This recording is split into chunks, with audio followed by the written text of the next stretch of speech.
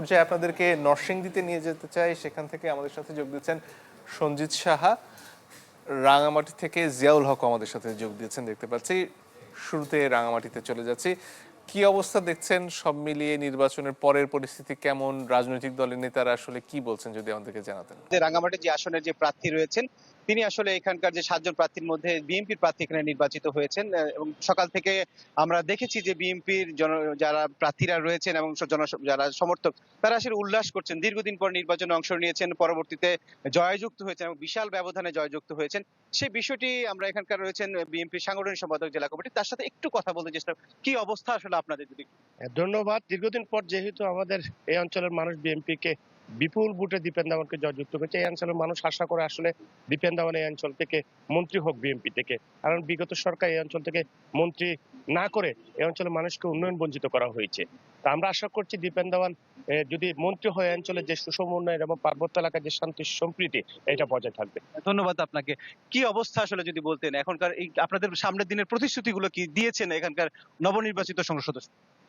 আসলে উনি তো যে প্রতিশ্রুতিগুলো দিয়েছেন আমি মনে করি সেই ক্ষেত্রে ওনাকে এই ৩ পার্বত্য চট্টগ্রাম থেকে ওনাকে যদি মন্ত্রীর পদটা দেওয়া হয়, এই যে রাঙামাটি দীর্ঘদিন থেকে বিগত সময় অবহেলিত ছিল, এখানে কোনো মন্ত্রিত্ব ছিল না, যার কারণে এখানে কোনো উন্নয়ন হয় নাই। আমরা আশা করি রাঙামাটিবাসী এবং বৃহত্তর পার্বত্যবাসী আমরা মনে করি টোটাল পার্বত্য চট্টগ্রামের উন্নয়নের জন্য যদি দীপেন দেওয়ানকে যদি মন্ত্রিত্ব দেওয়া হয়, তাহলে উনি যেহেতু একজন শিক্ষিত মানুষ এবং জ্ঞানী গুণী মানুষ, উনি পার্বত্য চট্টগ্রামের উন্নয়নে যথেষ্ট ভূমিকা রাখতে পারবেন। সম্প্রীতি রক্ষায় আসলে কি ধরনের কোনো ধরনের উদ্যোগ বা আপনাদের দল থেকে নেওয়া হয়েছে? আমাদের দলীয়ভাবে এবং আমাদের আদর্শগতভাবে আমরা সবাই যে জাতিসত্তাগুলো আমরা এখানে রয়েছি, বিভিন্ন জাতিসত্তা, পাহাড়ি, বাঙালি, হিন্দু, বৌদ্ধ, সমস্ত জাতিসত্তাকে নিয়ে আমরা আমাদের যে কমিটমেন্ট রেইনবো নেশন সেটা আমরা এখানে বাস্তবায়ন করব। সবার সহযোগিতায় আমরা দেশটাকে গঠন করতে চাই। তবে আমি একটু কথা জানতে চাই যে দলীয় নেতাকর্মীদের একটা নির্দেশনা আমরা শুনেছি যে যে মানে কোনো ধরনের ভুল না করা, আমরা সবাই এক হয়ে কাজ করব। এইটি এই বিষয়টা আসলে যদি ইতিমধ্যে আজকে আমাদের অ্যাডভোকেট দীপেন দেওয়া দলীয় দলীয় দলীয় অফিসে গিয়েছেন এবং দলীয় নেতা কর্মীদের উদ্দেশ্যে বলেছেন যে সবাইকে সহনশীল হওয়ার জন্য, শহরকে ধৈর্যশীল হওয়ার জন্য। উনি ধন্যবাদ। যেমনটি আসলে শুনছিলেন এখানে যে আজ সংসদ সদস্য যিনি জিতেছেন তিনি আসলে সব নেতাকর্মীদেরকে ঐক্যবদ্ধ থেকে সুন্দর একটি রাঙামাটি গড়ার লক্ষ্যে তিনি সবাইকে কাজ করার জন্য তিনি জানিয়েছেন। এই ছিল রাঙামাটি থেকে আমার কাছে সবশেষ। ধন্যবাদ। আমরা নরসিংদীতে এবারে সঞ্জিতের কাছে চলে যাব। নরসিংদীতে কি অবস্থা দেখছেন? দলের তরফ থেকে যে আনন্দ মিছিল না করার কথা বলা হয়েছিল সেটা আসলে বাস্তবে কিভাবে প্রতিফলিত হচ্ছে? এখন ঘরেই হবে বিয়ে বাড়ির পোলাও, যদি থাকে আকিজ এসেনশিয়াল সুগন্ধি চিনি গুঁড়া চাল।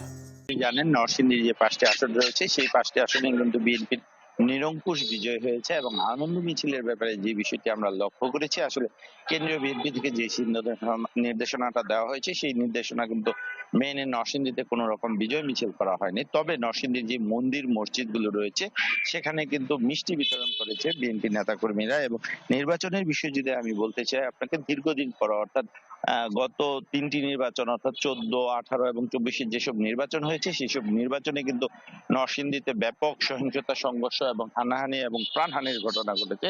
এবং দীর্ঘদিন পর ২০২৬ সালে ত্রয়োদশ জাতীয় সংসদ যে নির্বাচনটি হয়েছে সেটি কোনো প্রকার রক্তপাত বা লাশবিহীন একটা নির্বাচন হয়েছে, অর্থাৎ অত্যন্ত সুষ্ঠু শান্তিপূর্ণ পরিবেশে এই নির্বাচনটা হয়েছে, যেখানে মানুষের উপস্থিতি ছিল চোখে পড়ার মতো। কারণ এর আগে যেসব নির্বাচন হয়েছে সেই সব নির্বাচনে কিন্তু সেখানে আমরা ভোটার উপস্থিতিটা খুবই কম দেখতে পেয়েছি, সেখানে ভোটার পার্সেন্টেজটাও কম ছিল। কিন্তু এবার নরসিংদী যেই নির্বাচনটি হয়েছে সেখানে ভোটার উপস্থিতি কিন্তু বেশ চোখে পড়ার মতো ছিল। এবং শতাংশ অনুযায়ী যদি আমি বলি, নরসিংদীতে কিন্তু প্রায় ৬২% পর্যন্ত ভোট পড়েছে। তো এই যে মানুষের এবারে একটা ভোট দেওয়ার যে আগ্রহ সৃষ্টি হয়েছে এবং মানুষ শান্তিপূর্ণ পরিবেশ থাকার কারণে কিন্তু মানুষজন এখানে তাদের নাগরিক যে অধিকার সেই অধিকারটি প্রয়োগের জন্য আসছে। এবং এবারে যারা নির্বাচিত হয়েছেন তাদের কাছে প্রত্যাশাটাও জনগণের অনেক বেশি। তারা যে প্রতিশ্রুতিগুলি দিয়েছেন, নাগরিক সুযোগ সুবিধা নিশ্চিত করবে, স্বাস্থ্য ব্যবস্থা সুচিকিৎসা নিশ্চিত করবে, রাস্তাঘাট থেকে সকল প্রকার উন্নয়ন করা হবে, এই বিষয়গুলি তারা বাস্তবায়ন চায়। অর্থাৎ প্রার্থীরা যেসব প্রতিশ্রুতি দিয়েছে সেটা যেন প্রতিশ্রুতিতে সীমাবদ্ধ না থাকে। তো এই ছিল সর্বশেষ অবস্থা। মঞ্জুর। সঞ্জিত, ধন্যবাদ আপনাকে। আমরা গাইবান্ধায় চলে যাচ্ছি। আসাদুজ্জামান মামুন সেখান থেকে আমাদের সাথে যুক্ত হয়েছেন। গাইবান্ধায় কি পরিস্থিতি? নির্বাচন পরবর্তী সময় আসলে ফলাফল মেনে নেয়া বা রাজনৈতিক কোনো দ্বন্দ্ববিরোধ সেখানে রয়েছে নাকি সবাই মোটামুটি সৌহার্দ্যপূর্ণ পরিবেশে চলছে নেই? আছি গাইবান্ধা 2 সদর আসনে রয়েছি। এখানে আপনার হচ্ছে আমার সাথে যে প্রার্থী রয়েছেন গাইবান্ধা সদর আসন থেকে জামাতের প্রার্থী যে বিজয় হয়েছে আব্দুল করিম রয়েছেন আমার সাথে। আসলে আপনার মাধ্যমে জানাতে চাই যে গাইবান্ধার 5টি আসন রয়েছে, এই 5টি আসনের নির্বাচনে জামাত প্রার্থীরা 4 জন নির্বাচিত হয়েছেন এবং একটি আসনে বিএনপির প্রার্থী নির্বাচিত হয়েছেন গোবিন্দগঞ্জ 4 আসন, গাইবান্ধা 4 আসনে।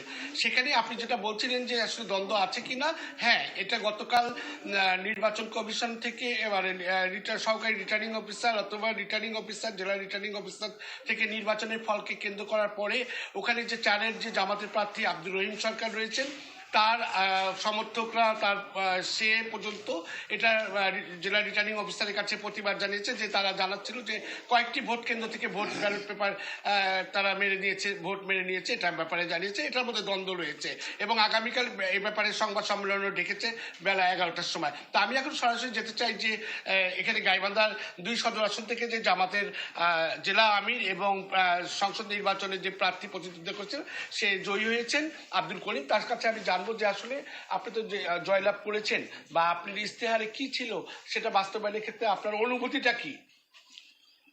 বিসমিল্লাহির রহমানির রহিম। ধন্যবাদ 724-কে সাক্ষাৎকার নেওয়ার জন্য। তো গত 12 তারিখের নির্বাচনে গাইবান্ধা সদর উপজেলা ভোটার ভাই বোনেরা আমাকে বিপুল বিজয়ী করেছে। এই বিজয়ী হওয়ার পরে আমাদের নির্বাচনে যে ইস্তেহার ছিল যে আমরা বিজয়ী হতে পারি, গাইবান্ধা কিছু বহুমুখী সমস্যা আছে, এটা 75 জেলা গাইবান্ধা।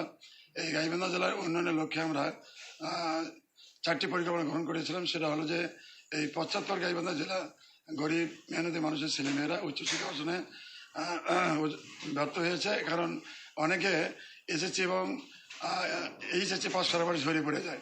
এখানে পাবলিক বিশ্ববিদ্যালয় না থাকার কারণে গরিব অধ্যুষিত মানুষের ছেলেমেয়েরা বাইরে লেখাপড়া করার সুযোগ থেকে বঞ্চিত হচ্ছে। এই জন্য আমাদের টার্গেট ছিল যে এখানে একটা পাবলিক বিশ্ববিদ্যালয় করা, বিশেষ করে কৃষি ইউনিভার্সিটি করার। আমার দ্বিতীয় টার্গেট ছিল, প্ল্যান ছিল যে এখানে একটা হাসপাতাল আছে যেখানে 50 শয্যা বিশিষ্ট, এখানে ভালো মানুষ চিকিৎসা হয় না, গাদাগাদি করে রোগী থাকতে হয়। তো আসলে আপনি চাচ্ছেন যে গাইবান্ধার উন্নয়নের কাজ পাশে থাকবেন কিনা? গাইবান্ধা উন্নয়নে তো আমি পাশে থাকবো ইনশাল্লাহ।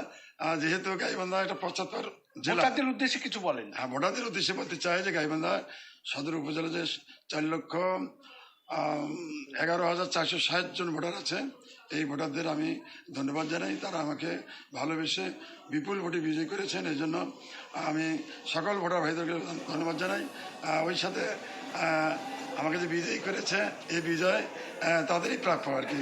আসলে শুনলেন যে সে বিজয় লাভ করেছে, সব ভোটারদেরকে ধন্যবাদ জানাচ্ছেন এবং গাইবান্ধার উন্নয়নে সে গাইবান্ধাবাসীকে নিয়ে একসাথে কাজ করবেন এবং গাইবান্ধার উন্নয়নে কাজ করবেন। এই ছিল এখনকার মতো সর্বশেষ খবর। মঞ্জুর, অনেক ধন্যবাদ আপনাকে।